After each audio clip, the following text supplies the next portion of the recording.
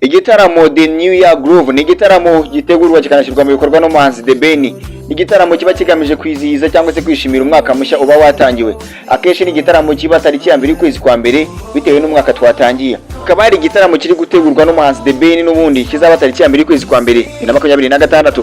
Urumva tuzaba twatangiye undi mwaka.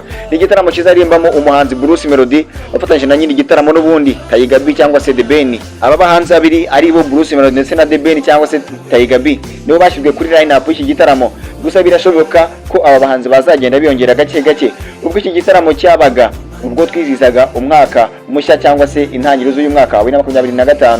Ni igitaramo cyaririmbwemo n'abahanzi benshi bagiye batandukanye kandi bigatungurana.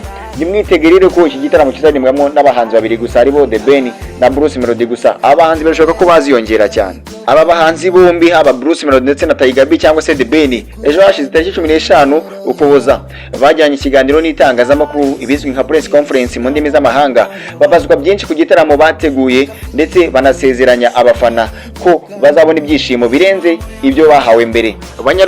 Banyarwandakazi, waba uri umusaza cyangwa umukecuru, waba uri umusore cyangwa inkumi, ntuzabure muri iki gitaramo kizaba tariki ya mbere y'ukwezi kwa mbere 2026. Ni igitaramo kizaba kiri kubica bigacika, ni igitaramo kizabonekamo ibyishimo. Nge nkuko mbitekereza, nge nari Evoda Abanyarwanda, iyi ni Mine Plus TV.